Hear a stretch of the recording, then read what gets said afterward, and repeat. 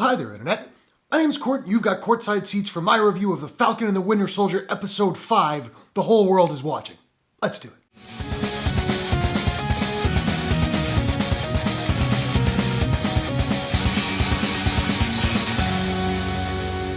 So welcome to my ongoing review series for The Falcon and the Winter Soldier. I didn't do my own review for last week's episode because my camera was on the fritz and we covered it on the podcast. If you don't know, we have a new podcast called Mass Media Hysteria. They go up on Mondays. So if you want to see Chris and myself talking full spoilers about last week's episode, that's on the channel now. But if you have seen it, you know that Chris and I are both really digging the show. Neither of us are fully loving it. We've both been kind of waiting for a hook to really grab us. This episode was that hook for me. I loved this episode. Before I get to my thoughts, I do have to give you the caveat that this will be a spoilers review. I'm not going to go through every single beat of the episode, but there are specific things that I want to discuss. So if you haven't seen the episode yet and you want to go in cold, go check it out. Hopefully you'll come back later, but this is officially your spoiler warning. Cool? Cool. Moving on. I'll open with this. This episode is hands down the best one of the season for me so far. The Karli storyline has been pretty dry for me up until this point, but I really liked it in this one. The action was solid. I had a couple of really good laughs, and this is probably the most violent I've ever seen the MCU go. And I loved the cold open. From the opening shot, I was like, is that Wakanda?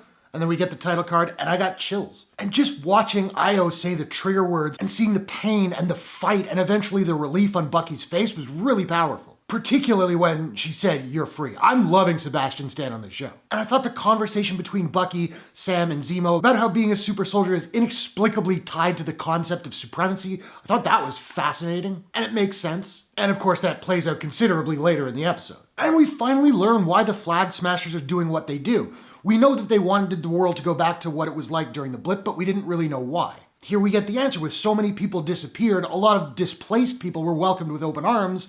Everyone came back and they were cast out again. Okay, yeah, I get it. And I dug Zemo getting answers from the kid by giving her some candy. A regular Lord Varys, that one. When they first got him out of prison, I was thinking like, this is a bad idea, but he is kind of proving his worth. Even though he didn't give them the answers right away, he's still kind of fulfilling his end of the bargain. And when he said he wanted to keep his leverage, like that look of rage on Bucky's face, I thought he was gonna tear him apart. I loved that. And then it gets diffused by one of my two laugh out loud moments of the episode where Sam says something about that stupid head tilt thing.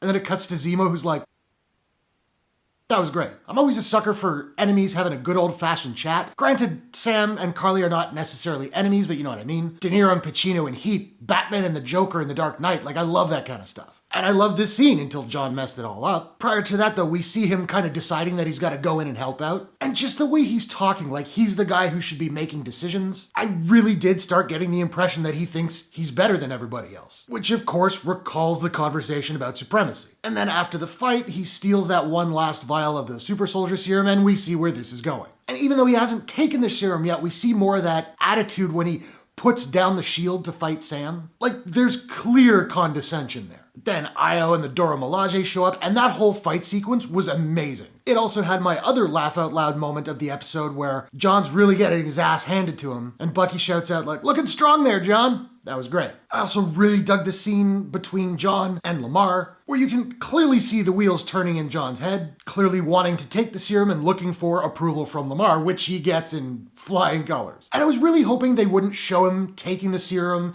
and getting all strong. I didn't need to see that, just reveal it in a fight. And I was really happy because that's exactly what they did. The next fight starts, and he's looking pretty powerful, and then he bends that pipe, and it was like, okay, let's go. And then that ending where he's like basically in a moment of roid rage after Lamar was killed, and he straight up beats the guy to death with Cap's shield, that was insane. It was absolutely brutal. And that villain shot of him holding the shield, which was covered in blood, that was really powerful. I was actually surprised, though pleasantly so, that the show actually went there. Cap's shield is such a symbol of good and hope. To have it desecrated like that was a really powerful image. So those are my thoughts on Falcon and the Winter Soldier episode 5. I absolutely loved this one. I'm totally on board now for the last two. So now I want to know, what did you guys think of the episode? Do you think there's a chance for redemption for John Walker, or is he straight up a villain now? Whatever your thoughts, hit the comments below. Let's discuss. If you enjoyed this review, please smash that like button and give it a share if you really enjoyed it. And hey, why not take a second, do me a favor, click subscribe and ring that bell to subscribe to my channel for more movie reviews,